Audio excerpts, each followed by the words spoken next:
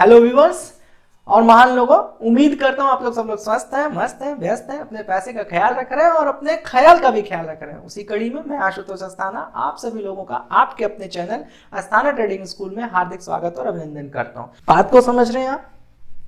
चलिए, यहां तक तो हम लोगों ने स्टोरी को समझ लिया। अब स्टोरी का अगला भाग समझते हैं कि भैया अगला स्टोरी क्या कहती है, जिससे कि आप लोग और बेहतर तरीके से चीजों को समझते चलिए। जियो कह रहा है भाई साहब, एक तरफ की जियो के प्रोडक्ट साहब क्या है, एक तरफ जियो कहता है कि भाई साहब हमारा कंपटीशन किससे है। ठीक है ना, प्रोडक्ट एंड कंपटीशन को थोड़ा सा करते हैं। बाकी तो बातों बातों में मैंने आपको इतना कुछ हिंट कर दिया, बातों बातों में मैंने आपको इतना कुछ सिखा दिया कि अगर आप थोड़ा भी होमवर्क करेंगे ना तो आप बहुत नजदीक दरवाजे तक पहुंच जाएंगे। ठीक है, अब ये कह रहे हैं प्रोडक्ट को लेकर के पर्सनल लोन ऑफर करना शुरू। ऑटो पायलट प्रोजेक्ट चल गया। कैसे चल गया? सैलरीड और सेल्फ एम्प्लॉयड दोनों लोगों को ये लॉन्च कर चुके हैं माई जियो ऐप में। मुंबई में बेहतर तरीके से चल रहा है। ठीक, इन्होंने कर भी दिया, स्टार्ट भी हो गया। इनका कहना है कि भैया उनके पास सारा डेटा तो है ही भाई साहब, एआई पीछे लगा ही है। इन्होंने कहा जितने सैलरीड हो, जितने सेल्फ एम्प्लॉयड हो, ऐसा करो भाई हमसे लोन लेना शुरू कर दो। इन्होंने जियो माई जियो ऐप पर इस चीज को लॉन्च भी कर दिया। ठीक है ना, और जैसे ही इन्होंने लॉन्च किया, अब इसके बाद इनका डिस्ट्रीब्यूशन नेटवर्क के बारे में कोई कहना नहीं है, इनका डेटाबेस के बारे में कुछ कहना नहीं है, सब जगह इनकी महारत है ना। फिर कहते हैं consumer durable loan launched across 300 stores pan India. अब ये शब्द को आपको क्या लगता है? 300 स्टोर्स पैन इंडिया, किसी एक कंपनी को खुलने में, अपने पांव को जमाने में और एक्सपेंशन करने में, नए स्टोर्स को खोलकर उसको ऑपरेट करने में जितने बड़े मैन पावर, जितना कॉस्ट की जरूरत पड़ती है, उतने में उनका लगभग 5 साल, 8 साल, 10 साल चला जाता है। और अगर थोड़ी वीडियो लंबी होने का डर नहीं होता ना, लेकिन चलते चलते एक टीचर के नाते बता देता हूं कि आप ऐसा करिएगा जैसे मैंने पेटीएम कहा, तो आप अभी गूगल पे जाइएगा या स्क्रीनर पे जाइएगा, मनी कंट्रोल पे जाइएगा, एनएससी की वेबसाइट पे जाइएगा और जरा जियो के और जरा पेटीएम के बारे में आप देखिएगा, जरा पॉलिसी बाजार के बारे में आप देखिएगा, जरा बजाज फिनसर्व को देखिएगा कि इस मार्केट को एस्टैब्लिश करने में और प्रॉफिटेबल होने में इनको कितना लंबा समय लग गया। आज भी पेटीएम लॉस का सौदा है, आज भी पेटीएम बर्न कर रही है। क्यों? क्योंकि जैसे ही वो एक्सपेंशन की बात करती है, लेकिन यहां इनके लिए कैसे का काम है, कैसे काम है? इनका डिस्ट्रीब्यूशन नेटवर्क पैन इंडिया अपने आप से है। अगर इनको कोई एक चीज भी लॉन्च करनी है तो सोचो, जियो स्टोर इनका पैन इंडिया तो है ही है, जियो स्टोर तो बना ही हुआ है, उसमें ये खाली उस प्रोडक्ट को कहीं पर शोकेस के रूप में लगाने तक की इनकी जिम्मेदारी है, क्योंकि इन्होंने सारा कुछ तो बेसिक चीजें तो बना ही रखी है। मेरी बात समझ रहे हो मैं कहना क्या चाह रहा हूं? इन्होंने डिस्ट्रीब्यूशन नेटवर्क सिद्ध कर दिया है। इस वक्त इंडिया का सबसे बड़ा डिस्ट्रीब्यूशन नेटवर्क रिलायंस के पास है। थोड़ा गूगल करिए, थोड़ा समझिए, पढ़िए, और इनके जितने भी कॉम्पिटिटर हैं उनके ट्रैक रिकॉर्ड को देखिए। 8-8 साल, 10-10 साल, 15-15 साल लग गया जहां पर उनको पहुंचने में। ये खुलते ही वहां पहुंच जाएंगे क्योंकि इनका रिटेल बिजनेस एस्टैब्लिश्ड है, डिस्ट्रीब्यूशन इनका बहुत बड़ा है। जियो ही उदाहरण है, टेलीकॉम सर्विसेज ही देख लीजिए, पैन इंडिया इनका डिस्ट्रीब्यूशन है, पैन इंडिया सर्विस सेंटर है। अगर इनको कोई भी चीज अपना प्रोडक्ट रखना है तो ये अपने ही दुकान पे गए, रख दिया साहब, लीजिए बिकने लग गया। वही व्यक्ति जो जियो का सिम बेच रहा था, वही थोड़ी देर बाद जियो का डिजिटल घड़ी भी बेचना शुरू कर देगा। उसको प्रॉब्लम क्या है? तो एक ही मैन पावर से इनके, देखो बस समझना है, बिजनेस है तो बिजनेस को जितना बेहतर तरीके से रिलेट करके समझेंगे उतना ही मजा आ जाएगा। ये वाला तो और इनका खतरनाक काम है। ये क्या कह रहे थे, इसको थोड़ा सा ना आप भारत पे के साथ भी समझ लीजिए, केस स्टडीज आनी चाहिए आपको। भारत पे के साथ समझिए। भारत पे में क्या हुआ कि आप लोग पढ़े होंगे और नो डाउट, लेकिन मैं थोड़ा समराइज करके बताऊंगा, ठीक है ना, जिससे आप समझ सकें कि ये कितना बड़ा गेम करने वाले हैं, क्योंकि हम दोनों पक्ष को रिलेट कर रहे हैं ना।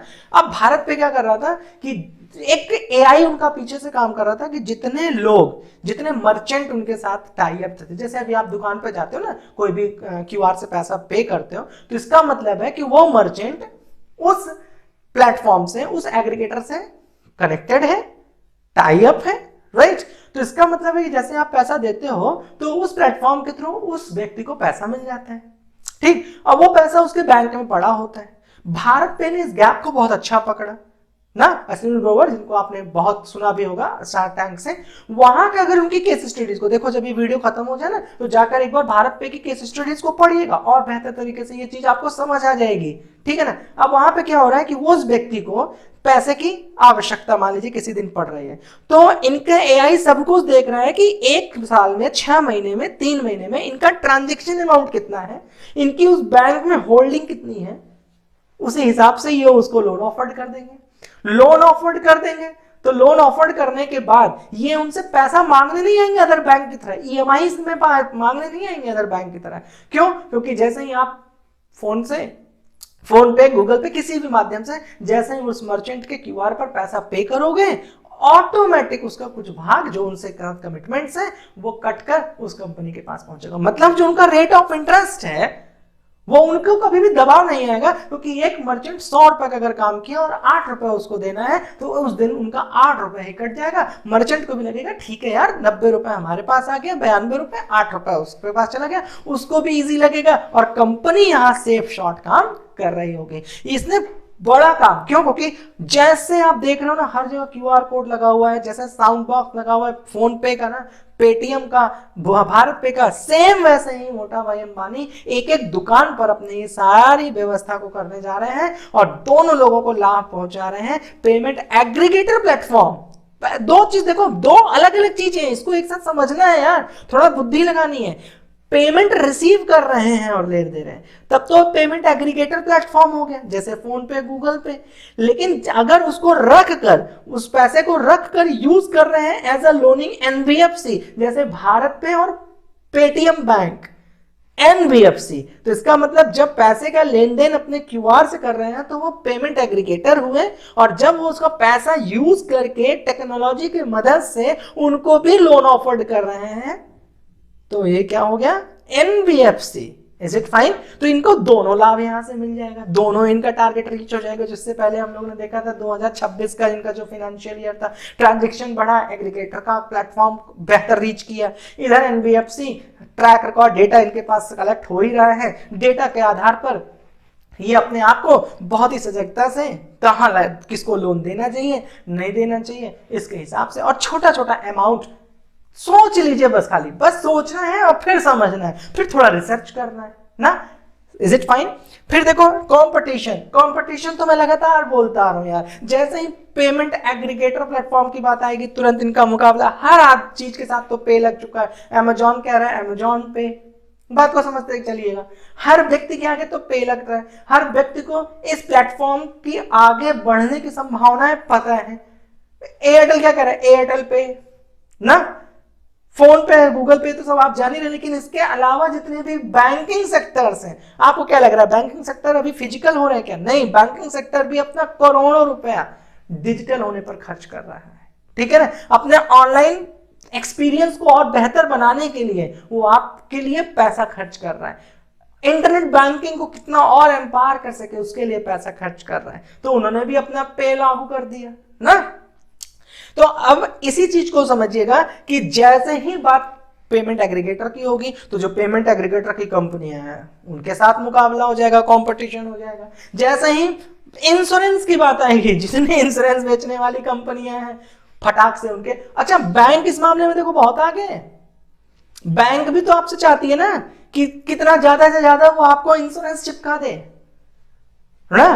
तो ये इंश्योरेंस, अच्छा इन बैंकिंग के लिए क्या है कि इनका डेटाबेस बेचारों के पास क्या है कि जितने लोग फिजिकली बैंक पे आएंगे ये उनको ही अपना पॉलिसी इंट्रोड्यूस कर सकते हैं। लेकिन भाई साहब ये तो समुद्र है, इनके पास तो रिटेल से लेकर, मतलब आप सोच के देखिए, फैशन इंडस्ट्री देखिए तो भी इनके पास डेटाबेस तैयार है, इनके पास डेटा, इनका इकोसिस्टम तो इस लेवल पर है कि इनके पास डेटा ही डेटा है। ये तो किसी को भी बता सकते हैं कि भाई मेरा इंश्योरेंस ले लो, जैसे बजाज के पास, या फिर आप मान लीजिए एसबीआई के पास, तो एसबीआई के पास जितने लोग फुटफॉलिंग होगी भाई साहब इंश्योरेंस में उन्हीं को तो बताएंगे। और इनका जरा आप इकोसिस्टम देखिए, जरा इनके आप ब्रांचेस देखिए ना, डिजिटल में यही है, फैशन में ये है, खाना पीना आपको ये खिला रहे हैं, सोच के देखिए बस खाली आप, हर जगह का डेटा इनके पास है, हर कस्टमर के खरीदने का भी बाइंग बिहेवियर इनके पास है, कौन सामान लेता है, कितनी देर में छोड़ देता है,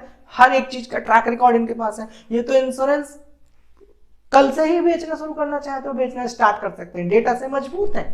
इज इट फाइन? तो इनका सीधा टक्कर किससे हो जाएगा? इंश्योरेंस सेक्टर से, पॉलिसी बाजार से, एग्रीगेटर के रूप में, अदर जितने भी हैं। अच्छा, म्यूचुअल फंड, कौन सा ऐसा बैंक है जो म्यूचुअल फंड नहीं बेचना चाहता है? तो इसका मतलब जैसे ही म्यूचुअल फंड की बात आएगी, एएमसी की बात आएगी, वैसे इनका डायरेक्ट टक्कर हो जाएगा भैया बैंकिंग सेक्टर से। लेकिन बैंकिंग सेक्टर में कौन सा बैंकिंग सेक्टर? पैसे वाला नहीं, क्योंकि उसमें तो ये एनबीएफसी में काम कर रहे हैं, नॉन बैंकिंग में काम कर रहे हैं। लेकिन यहां पर बैंकिंग सेक्टर का मतलब ये है कि एएमसी से रिलेटेड, ठीक है ना, म्यूचुअल फंड हाउसेस से रिलेटेड। Is it fine? सीधा टक्कर इनसे हो जाएगा साहब से। तो यहां पर मैंने कुछ चीजें आप लोगों के बारे में बता दी हैं, Bajaj Finserv, Paytm, HDFC, IDFC. मैंने ये सब चीज इसलिए बता दी कि जिससे आपको समझ में आ जाए कि जैसे एनबीएफसी कंपनी की बात आएगी तो जितने लोग लोन बांट रहे हैं, जितनी प्राइवेट कंपनी, लैंडिंग कार्ड, धनी, 13 नंबर ऑफ कंपनी, भाई साहब आपके पास बहुत फोन आते होंगे, आप तंग हो गए होंगे। पेटीएम, जितने एग्रीगेटर हैं ना, जितने पे लगा हुआ है जिनके आगे कि भैया हमारे थ्रू क्यों नहीं पैसा लेन देन करते हो, सीधा ये कह रहे हैं नॉन बैंकिंग में ना, एएमसी का सारा डिपार्टमेंट मुझे क्यों नहीं देते हो, म्यूचुअल फंड मेरे से क्यों नहीं करा देते हो, इंश्योरेंस मेरे से क्यों नहीं करा देते हो, सबकी हालत खराब, बिस्तर गोल करने वाले हैं। अब आपको इस चीज को समझना है, बस मेरा काम यह है कि आपको चीजों को समझा देना, डिसीजन लेना ना लेना ये आपकी अपनी व्यक्तिगत निर्णय होगा, ठीक है। टीचर का काम होता है हर एक एक्सपेक्ट्स को समझा देना। अब बात करते हैं AMC business, assets management company. सबसे पहले तो समझ लो कि म्यूचुअल फंड हाउस में इनका जो काम करने का तरीका वो बड़ा नया है। क्यों नया है? क्योंकि इनका लगभग अगर अनुभव देखोगे आप तो थोड़ा हर क्षेत्र में था, लेकिन इस क्षेत्र में ये first time they are going to introduce ना, ये अपने आप को पहली बार इंट्रोड्यूस करने जा रहे हैं। तो मेरी बात को यहां से गौर से समझिएगा, ये इंडस्ट्री के लिए बिल्कुल नई है, लेकिन मोटा भाई अंबानी साहब एक अलग ही लेवल पर गेम करते हैं। अगर यहीं पर आप जियो सिनेमा की बात करेंगे, उनके लिए एंटरटेनमेंट भी तो नया था, उनके लिए एडवर्टीजमेंट की दुनिया भी तो नई थी ना। लेकिन आप देखिए एडवर्टीजमेंट की दुनिया में कदम रखे तो वहां पर इन्होंने एकदम मार्केट को डिस्ट्रप्शन दे दिया।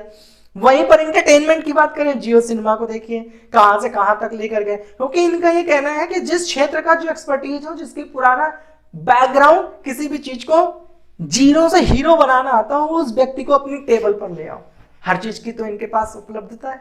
तो इन्होंने क्या किया, एएमसी के लिए हाथ मिलाया दुनिया की, बात समझना, वर्ल्ड की सबसे बड़ी कंपनी, मतलब आप ऐसे समझ लो कि वर्ल्ड की सबसे बड़ी कंपनी कहूं तो ऐसे समझ लो कि जिनका पैसा, उस कंपनी के क्लाइंट है फेसबुक, उस कंपनी के क्लाइंट है गूगल, उस कंपनी। अब आप सोचिए कि इतनी बड़ी बड़ी कंपनियों को जो मैनेज करता हो, ये उनको अपनी टेबल पर लेकर आए।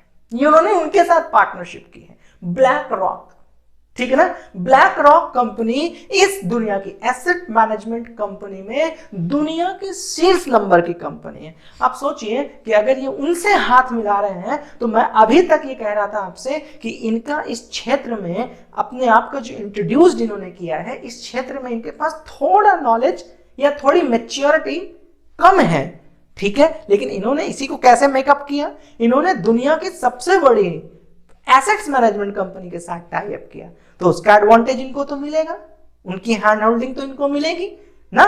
तो ये इसमें मैच्योर कम है, तो इन्होंने, इसीलिए मैंने आप लोग से कहा कि कभी भी हाथ मिलाने में पीछे नहीं रहना चाहिए, कभी भी सीखने में पीछे नहीं रहना चाहिए ना। Is it fine? ये अपने से करते तो इनके लिए समस्या रहती, लेकिन इन्होंने थोड़ा हैंड होल्डिंग ले ली, थोड़ा सा उनको अपने टेबल पर ले आए, चीजें समझेंगे, सीखेंगे और बेहतर रिजल्ट्स देंगे। तो एएमसी इस वक्त एसेट्स मैनेजमेंट कंपनी, इसलिए मार्केट में इसका सेंसेशन, मार्केट में हाइप इसलिए क्रिएट हो रखा है क्योंकि जब से इन्होंने ब्लैक रॉक के साथ हाथ मिलाया है, तब से मार्केट में इनके बारे में एक अलग लेवल पर चर्चाएं शुरू हैं, ठीक है ना। तो हम थोड़ा पॉजिटिव और नेगेटिव दोनों की बात करेंगे। कहता है Jio has a joint venture with, मैंने भी अभी आपको बता दिया किसके साथ है भाई साहब, ब्लैक रॉक। कौन है भैया? वर्ल्ड की लार्जेस्ट एएमसी कंपनी है, वर्ल्ड की सबसे बड़ी कंपनी है जो एसेट्स मैनेजमेंट की दुनिया में काम कर रही है। भाई साहब इनका जरा देखो कितना पैसा मैनेज कर रहा है, जरा आप इसको अंदाजा लगाओ। 9.42, देखो अभी मैंने जो डेटा दिया है ना, ये आपको विकिपीडिया से दिया है, ठीक है ना। तो इसको एक बार जाकर के देख लेना, प्लस माइनस होता रहता है भाई dear. 9.42 trillion dollar, 9.42 trillion dollar, ये इकलौती ऐसी कंपनी है जो मैनेज कर रही है।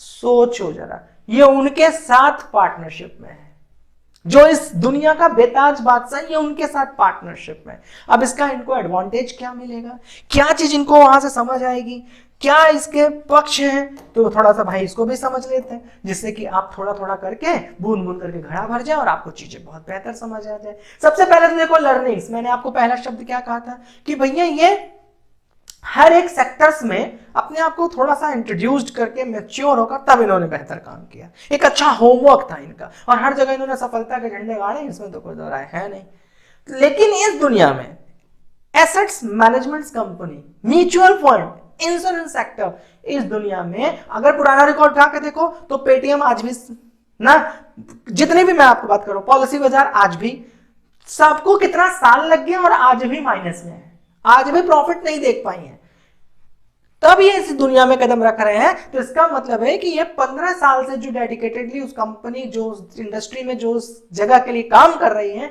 ये उसके साथ कॉम्पीट करने जा रहे हैं। तो इसका मतलब ये अपने आप को 10 साल, 5 साल, 8 साल तो पीछे ऑटोमेटिक मान के चलते हैं। लेकिन नहीं, इन्होंने कहा लर्निंग्स, इन्होंने कहा दुनिया की सबसे बड़ी एसेट्स मैनेजमेंट कंपनी के साथ हाथ मिलाओ, उनसे बातचीत करो, वो हमारा हैंड होल्डिंग करेंगे, वो हमारी लर्निंग्स को बढ़ाएंगे, तब फिर हम काम को अच्छा कर ले जाएंगे। तो देखो इन्होंने अपने लर्निंग्स पर काम कर दिया, अपने लर्निंग्स पर काम स्टार्ट कर दिया, राइट।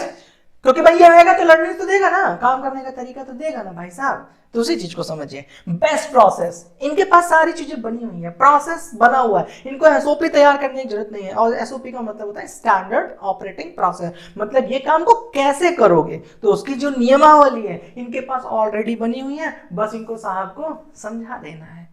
कल्चर, इसको कैसे ऑपरेट किया जाता है, इसका कल्चर क्या है, भाई किसी चीज को समझना पड़ता है ना यार, हाँ ठीक है। तो कल्चर को समझने के लिए इनको बहुत अच्छा एडवांटेज मिल जाएगा, एक बनी बनाई एक ऐसी कंपनी का कल्चर को समझने के लिए। Is it fine. तो ये कभी जब भी इस तरीके की ट्रेनिंग्स होंगी, जब भी इस तरीके का, तो ये अपने कुछ व्यक्ति जो शीर्ष पद के लोग हैं, ये इनके यहाँ पर, उनके यहाँ के कुछ लोग यहाँ पर, तो आपस में जो एक कल्चर की नीड है, कल्चर की जो डिमांड है, वो यहाँ से इनका पूरा हो जाएगा। बेस्ट प्रैक्टिस, जो इनको प्रैक्टिस करना है, जो प्रॉस एंड कॉन्स होते हैं, जो उतार चढ़ाव होते हैं, जो यहाँ पे एक्सपेक्ट्स हैं कि क्या चैलेंजेस हो सकते हैं, कैसे फेलियर्स को ओवरकम करना है, क्या इनकी प्रैक्टिस होनी है, इसकी जो प्रैक्टिस होती है ना, इसकी प्रैक्टिस में इनको मैच्योरिटी मिलेगी, क्योंकि ऑलरेडी इन्होंने अपना एक बेंचमार्क सेट कर दिया है। Is it fine. फिर मिशन, भाई ये इनका मिशन देखो, ये दुनिया की सबसे बड़ी कंपनी है, मोटा भाई मानी ने पीछे अपना मिशन बताया ही था कि कितने ट्रिलियन ये करने वाले हैं 2026 तक। तो इसमें मिशन इन दोनों का सहयोग करेगा ना, दोनों का मिशन एक हो गया है इंडिया की मार्केट के लिए। Is it fine.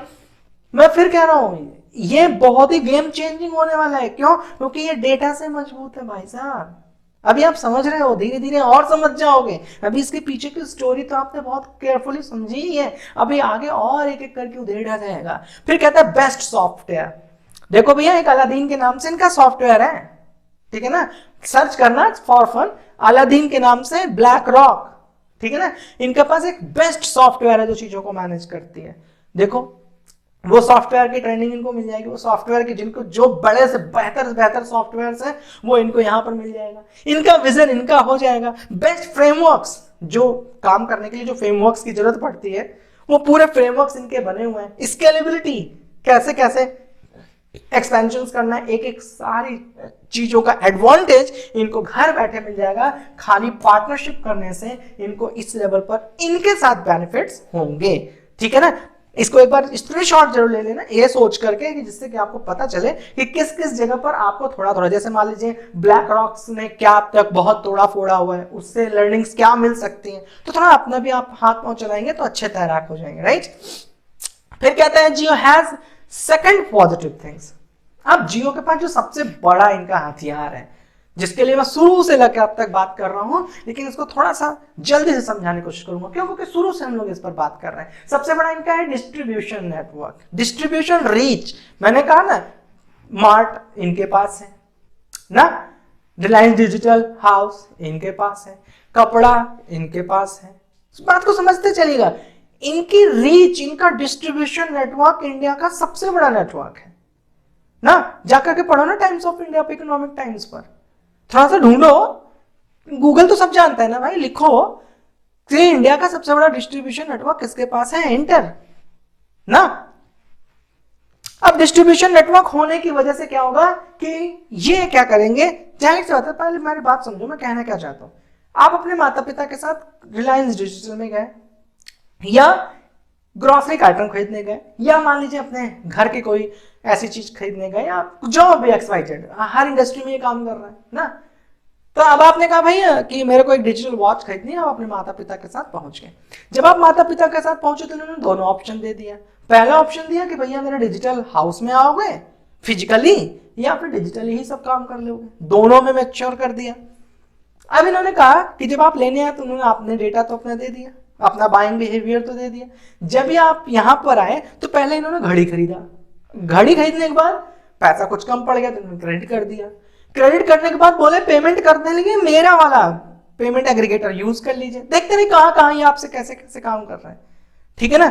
उसके बाद जब आपका सारा काम हो गया, डेटा आपके पास हो गया, फिर इन्होंने आपके एप्लीकेशन आपके मोबाइल में डाल दिया कि भैया इन सारी चीजों को ट्रेस करने के लिए, जैसे अभी आप क्या करते हो, आप कह रहे हो ना कि भैया मेरे को इंटरनेट की जरूरत है, तो आप इनके किसी मान लीजिए किसी वजह से पहुंच गए स्टोर पे, तो इन्होंने आपको सारा कुछ बता के समझा कर बेच तो दिया, लेकिन साथ ही साथ फिर आपके ही एप्लीकेशन, आपने आपके ही मोबाइल में अपना एप्लीकेशन इंस्टॉल करके कहा कि आपको कुछ नहीं करना, घर बैठे बस आपको ये काम कर देना है।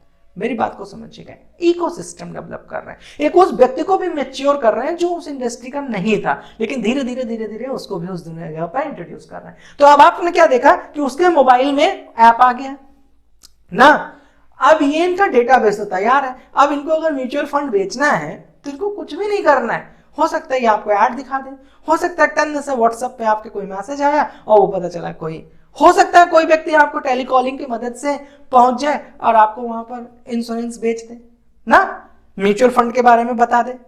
तो इनका डेटाबेस इतना बड़ा मजबूत है, इनका डिस्ट्रीब्यूशन नेटवर्क इतना बड़ा मजबूत है, जिसकी वजह से जो काम अन्य कंपनियों को करने में सालों साल खर्च हो जाते हैं, ये उनके लिए बहुत आसान है। लेकिन थोड़ा चैलेंज ये है कि नया इंडस्ट्री है, तो भाई 2-3-4 साल तो ये मानकर चलना ही चलना है, जो मेरा समझ आ रहा है डेटा को पूरा रिसर्च करने के बाद, कि 2-3 साल तो इस कंपनी को आपको समय देना पड़ेगा। बाकी डिसीजंस आपका है, मैं किसी प्रकार से आपको रेकमेंड नहीं कर रहा हूं, right. Jio has a power in retail business to distribute. देखो रिटेल बिजनेस भी मैंने आपको समझा ही दिया, फिजिकल में भी समझा दिया, डिजिटल में भी समझा दिया। रिटेल बिजनेस में इनका नेटवर्क इतना बड़ा है कि एक दुकान एक जगह पर, मान लो इनका रिटेल बिजनेस जहां चल रहा है, एक छोटा सा उन्होंने वहां पर कियोस्क लगा दिया, कोई छोटा सा काउंटर दे दिया, और हर एक व्यक्ति को अपना म्यूचुअल फंड, अपने इंश्योरेंस, जो उनको क्रॉस सेलिंग करनी हो, ये वहां पर बैठ के कर सकते हैं। Jio had a good reach in Indian market. Indian market में इतना बड़ा इनका रीच है, मैंने सीधा सीधा एक ही शब्द तो आपको बता दिया कि भैया इनका डिस्ट्रीब्यूशन रीच इनकी सबसे बड़ी ताकत है। यह डेटा के साथ खेलेंगे, या डेटा का यूज करेंगे, एआई टेक्नोलॉजी को और बेहतर एम्पावर करेंगे, और आपको घर बैठे हर एक चीज को, पहले शब्द पकड़िए, D2C, डायरेक्ट टू कंज्यूमर लेकर आएंगे, सब कुछ आपको आपके ऐप पर करके देंगे, और ये इकोसिस्टम बनाएंगे कि जो भी करना है वो मोटा भाई अंबानी के साथ करना है। पेमेंट देना है तो इनके साथ देना है, जो खरीदना है वो इनका ही खरीदना है, खरीदने के जो पेमेंट दोगे उसका भी एग्रीगेटर प्लेटफॉर्म इनका ही होना चाहिए, खरीदते समय पैसा कम हो जाए तो इन्हीं से ही लोन लेना है। मतलब आप समझ लीजिए कि इन्होंने एक इकोसिस्टम बिल्ड करके आपको दे दिया। Is it fine? चलिए, द चैलेंजेस फॉर द जियो। जियो के लिए चैलेंज क्या होगा? वैसे जियो के लिए चैलेंजेस भी हम लोग बात लगातार दोनों पक्ष की करते हुए आ रहे हैं, लेकिन थोड़ा चैलेंजेस के बारे में बात करते हैं। Taking the licence for AMC from SEBI. देखो अभी अगर आप लोगों ने थोड़ा सा भी देखा होगा तो जीरोधा, मैं थोड़ा सा क्लियर हूं जीरोधा के साथ, बाकी अन्य कंपनियों के साथ जो मैं नाम देने वाला था वहां मैं श्योर नहीं हूं, इस वजह से एज अ टीचर मैं अभी आपको वो चीज नहीं बता रहा हूं, लेकिन मैं नीचे कमेंट बॉक्स में जरूर डाल दूंगा। और अगर मान लीजिए किसी भी व्यक्ति को कोई भी से जुड़ा हुआ समस्या भी है तो नीचे मुझे कमेंट बॉक्स में बताने में झिझके नहीं, आप अपना नीचे डिस्क्रिप्शन बॉक्स में अपने स्थानिक ट्रेडिंग स्कूल का ऐप है, वहां से जाकर के उसको डाउनलोड भी कर लीजिए। और अगर आपको लगता है कि किसी भी स्टॉक मार्केट में, म्यूचुअल फंड में इस चीज़ों को सीखना चाहिए, प्रोफेशनल होना चाहिए, अपना करियर स्टैब्लिश करना चाहिए, तो स्थानिक ट्रेडिंग स्कूल आपके लिए डेडिकेटेड है। और अगर आपको ये क्वालिटी लग रहा है कि हमने आपके लिए मेहनत किया है, ठीक है, तो आप YouTube को सब्सक्राइब कर लीजिए, आपके लिए भी बेनिफिशियल ही है। तो taking the licence from the AMC, मैं अभी आपको जीरोधा के बारे में बात कर रहा था, मुझे लगता है कि जीरोधा का लगभग 1 साल कुछ महीने हो गए हैं। इन्होंने जब म्यूचुअल फंड के लिए अप्लाई किया था तो थोड़ा सा सेबी का जो लाइसेंस डिलीवर करने का, लाइसेंस अप्रूवल करने का जो समय है वो लगभग 1 साल 1.5 साल जाता ही जाता है ना। तो एक चैलेंज इनको ये फेस करना पड़ेगा कि कितनी जल्दी से जल्दी ही ले लें ना। तो मुझे जहां तक लगता है इनको अप्रूवल जल्दी से जल्दी ही मिलने के चांसेस है, क्योंकि ये इंडिया की कोई छोटी कंपनी नहीं है, इंडिया का कोई छोटा फेस नहीं है, इंडिया का कोई छोटा ब्रांड वैल्यू नहीं है, ये एक रेपुटेड है, मैंने आपको बताया AAA क्रेडिट की कंपनीज हैं। तो सेबी से इनको जो एएमसी का लाइसेंस मिलना है इसमें थोड़ा सा इनको चैलेंजेस उठाना पड़ेगा, कितना समय लग जाएगा ये थोड़ा देखने की बात है। तो पहला चैलेंज ये है। दूसरा कहता है रिड्यूसिंग टीईआर, टीईआर का मतलब होता है my dear total expense ratio. देखो म्यूचुअल फंड की कंपनियां ना मोस्ट ऑफ द सबसे बड़ा चैलेंज जो फेस करती है ना वो यही इसी में करती है, टीईआर एक्सपेंस रेशियो में, ठीक है ना। इनके जो एक्सपेंसेस है ना उसको वो घटाने के मतलब कोशिश तो पूरी रहती है घटाने की, लेकिन घटा नहीं पाते ना। अब एक्सपेंस से जुड़ा हुआ ये मान लो यार, एनुअल मेंटेनेंस चार्ज है, फीस चार्ज है, ट्रांजैक्शन चार्ज है, ट्रेड चार्जेस है, ये जितने भी चार्जेस है ना ये काफी ज्यादा हो जाता है, ठीक है ना। म्यूचुअल फंड की क्लास मैंने पूरी पढ़ाई है। देखो यार एक जगह तो मैं आप लोगों से सीधी बात करता हूं, क्योंकि म्यूचुअल फंड आप लोगों को अपनी सेविंग्स से जुड़ी हुई चीजों को सीखना पड़ेगा, सीखना चाहिए। अस्थाना ट्रेडिंग स्कूल के ऐप पर जाकर म्यूचुअल फंड के सेक्शन में जाकर के मैंने एक पूरी क्लास वहां पे पढ़ाई है, उसको सीखिए, क्योंकि उसको सीखने से सिर्फ आप शिक्षित नहीं होंगे, आपका पूरा घर शिक्षित हो जाएगा, आपके घर के महिलाएं शिक्षित हो जाएंगी। इन्वेस्ट करिए, ये मेरा आपसे पर्सनली रिकमेंडेशन है कि प्लीज जाइए और उसको पढ़िए, ठीक। तो यहाँ पे टोटल एक्सपेंस रेशियो जो है वो हर म्यूचुअल फंड, हर एएमसी कंपनी रिड्यूस करने के लिए, कम करने के लिए हमेशा कोशिश में है, लेकिन नहीं कम कर पा रही हैं। अब ये देखने का विषय होगा कि इस पर जियो भाई अंबानी ने क्या होमवर्क कर रखा है, ठीक है ना। ये इनके लिए एक दूसरा चैलेंज पड़ेगा। और तीसरा है lack of knowledge in first time that the industry where is going to penetrate into ना। ये किस नई इंडस्ट्री में जो जा रहे हैं उसके लिए, तो ये मैंने अभी पीछे आपको बताया था कि इनके लिए नई इंडस्ट्री तो है, लेकिन नई इंडस्ट्री से निकलने के लिए इनका मैंने उदाहरण आपको जियो सिनेमा का भी दिया था, मैंने निकलने का उदाहरण आपको यहां पर भी दिया कि निकलने का इन्होंने रास्ता अच्छा चुना है, क्योंकि इन्होंने वर्ल्ड की सबसे बड़ी इस इंडस्ट्री की कंपनी के साथ हाथ मिलाया है, ठीक है ना। तो यहां पर एक लास्ट शब्द आता है कि how Jio is going to disturb the market. अब कैसे डिस्टर्ब करने जा रही है मार्केट को, ये शुरू से हम लोग पढ़ते आ रहे हैं, बस समराइज करने के लिए, क्योंकि जितना डेटा क्लियर रहेगा, जितनी बार आपको कोई साउंड क्लियर रहेगा, उतना ही आपको ना बहुत ही साफ पिक्चर दिखेगी ना। तो इसलिए आप समझिएगा यहां से ये करने क्या वाले हैं। देखो भाई एक शब्द मैंने उठाया, लेकिन मैंने आपसे कहा है कि कुछ करने की आवश्यकता नहीं, गूगल पर जाइए, लैंडिंग बिजनेस में कितनी भी कंपनियां काम कर रही हैं उसको आप शॉर्टलिस्ट कर लीजिए, वो कंपनी को स्क्रीनर पे NSE.in पर मनी कंट्रोल पर जाकर के उनके पूरी जन्म कुंडली को निकाल लीजिए। उस जन्म कुंडली को निकालने के बाद आपको समझ में आ जाएगा कि लैंडिंग बिजनेस का ग्राफ ऐसे करके बढ़ रहा है भाई साहब, ठीक है, ऐसे करके बढ़ रहा है। आगे भविष्य में हर आदमी, और आज भी अगर आप देख रहे होंगे तो हर मोस्ट ऑफ द लोग मोबाइल खोलते हैं, मोबाइल पे उनको एक ऐप मिलता है और वहां से वो अपना पैसा क्रेडिट कर लेते हैं और एक समय के बाद उनको पे करते हैं ना। NBFC, non banking financial services, ठीक है ना। ये मार्केट में जे करवा रहा है उसमें ऐसे बढ़ने की उम्मीद है। थोड़ा सा जाकर गूगल कर लीजिएगा कि NBFC कंपनी 2024, 25, 26, 27 तक कितना ग्रोथ करने के लिए तैयार है, राइट, ठीक है ना। कितने CAGR वैल्यू से बढ़ रही है।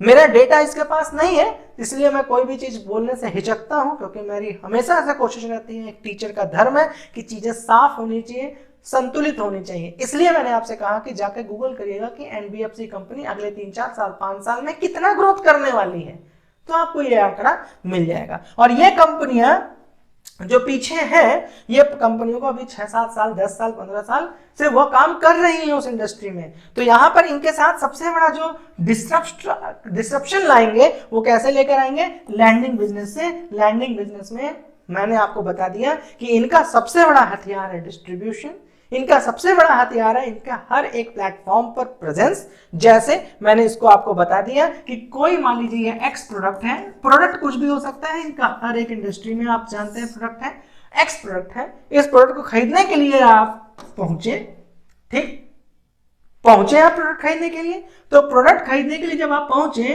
तो मान लीजिए इस प्रोडक्ट की कीमत 10,000 रुपए थी, आपके पास 5,000 रुपए है किसी वजह से, ठीक, तो ये यहीं पर आपको क्या कर देंगे, लैंडिंग, यहीं पर ही आपको वो पैसा दे देंगे। अभी क्या करते थे, इनके प्लेटफॉर्म पर दूसरी कंपनियां लाइन लगा रखती थी कि भैया मेरे से क्रेडिट करा लो। जैसे आप मोबाइल खरीदने जाते होंगे तो आपने मोस्ट ऑफ द टाइम देखा होगा कि उन्होंने कहा है कि परेशान मत होइए, हम आपको क्रेडिट करा देते हैं ना। तो उस समय ये वाले काम बहुत अच्छा करते थे बजाज फिनसर्व वाले। इनको तो अच्छा होमवर्क करना पड़ेगा, क्यों, क्योंकि मार्केट में जियो भाई साहब इस इंडस्ट्री को कुछ तो बताने वाले हैं, कुछ तो समझाने वाले हैं ना। तो इन्होंने भी अपना होमवर्क किया होगा, ये भी लीडिंग कंपनी है ना। दूसरा है पॉलिसी बाजार, इंश्योरेंस सेक्टर। अब भैया जब इंश्योरेंस सेक्टर में आएंगे तो पॉलिसी बाजार जितनी एग्रीगेटर कंपनियां हैं, हर आदमी तो पॉलिसी बेचने को तैयार है ना। बैंक जा रहे हो पॉलिसी बेचने को तैयार है, ठीक है। पॉलिसी में मैं आप लोग को बताऊंगा कि यार देखो पॉलिसी गलत चीज नहीं है, पॉलिसी लेनी चाहिए ना।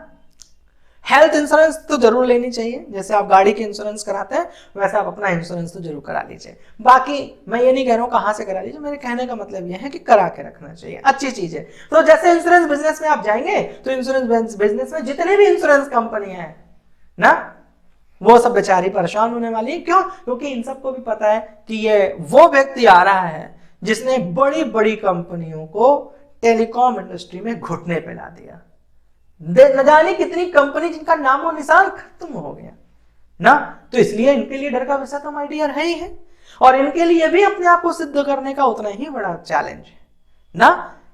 तीसरे नंबर पे पेमेंट बैंक के लिए, पेमेंट सॉल्यूशन के लिए।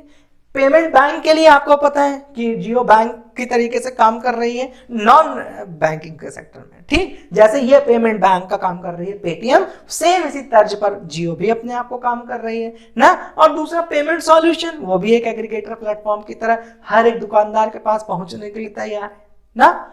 डिस्ट्रीब्यूशन नेटवर्क के तो बेताज बादशाह है ही है, सारी चीजें सेट है, बस चला देना है, बस लॉन्च कर देना है ना।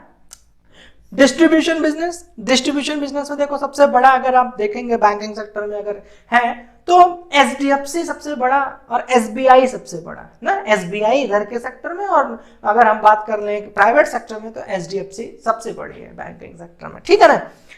तो सबसे बड़ा डिस्ट्रीब्यूशन तो भाई साहब एसबीआई के पास है, लेकिन इनके पास सिर्फ बैंकिंग से रिलेटेड डिस्ट्रीब्यूशन है ना।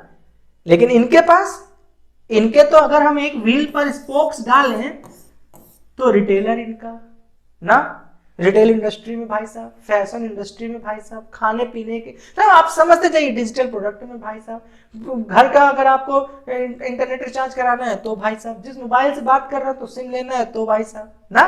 तो इनका डिस्ट्रीब्यूशन, इनका डेटाबेस तो हर एक तरीके से तैयार है। लेकिन जहां पर मेरा सिर्फ आपको बताने का आशय ये था कि ये इस तरह के सेक्टर्स पर इंपैक्ट डालने को तैयार है, डिस्टर्ब करने के लिए मार्केट को तैयार है। लेकिन इनके लिए भी उतना ही चैलेंज है, क्योंकि ये सारी कंपनियां अपने कई विगत वर्षों से डेडिकेटली पर्टिकुलर फोकस्ड हैं उसी इंडस्ट्री पर, तो इनको भी उतनी ही मेहनत करनी है और इनके लिए भी डर का विषय है, राइट।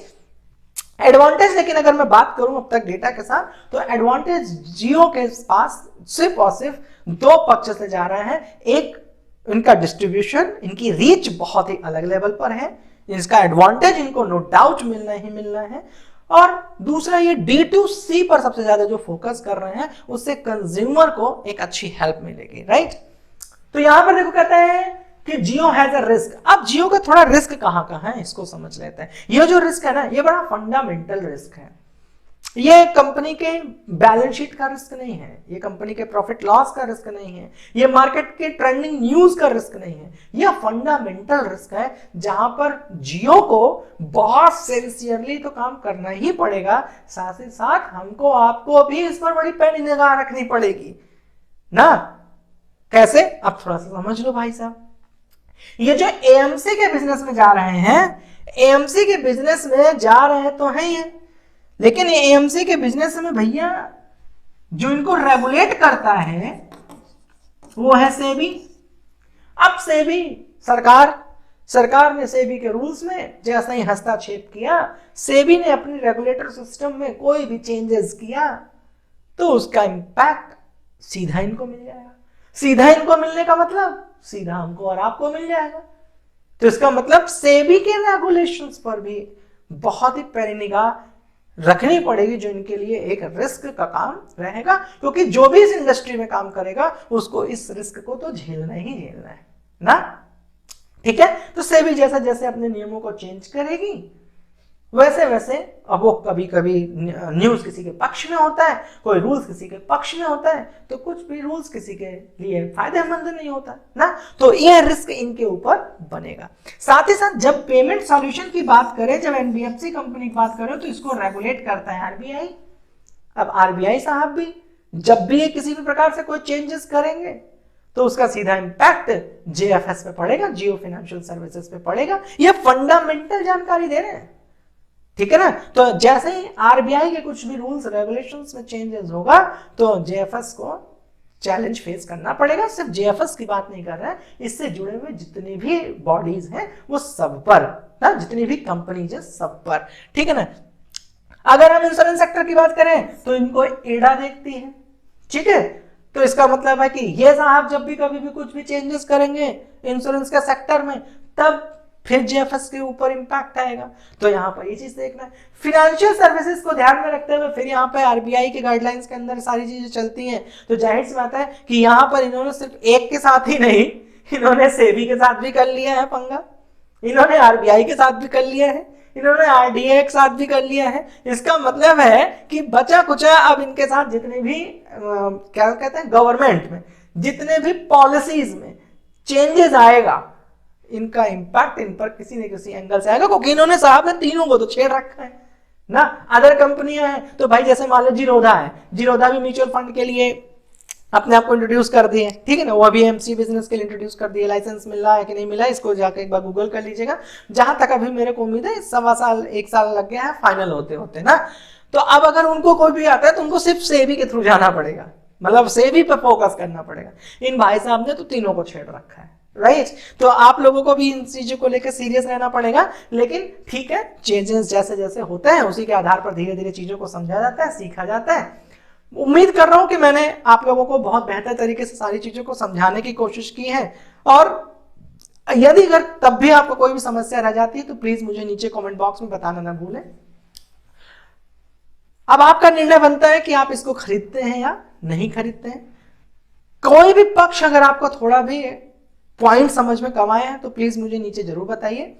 इसी के साथ मैं आशुतोष अस्थाना, आप सब लोग अपने जीवन में स्वस्थ रहिए, मस्त रहिए, व्यस्त रहिए, अपने पैसे का ख्याल रखिए और अपने ख्याल का भी ख्याल रखिए। इन्हीं शुभकामनाओं के साथ मैं आशुतोष अस्थाना साइनिंग आउट।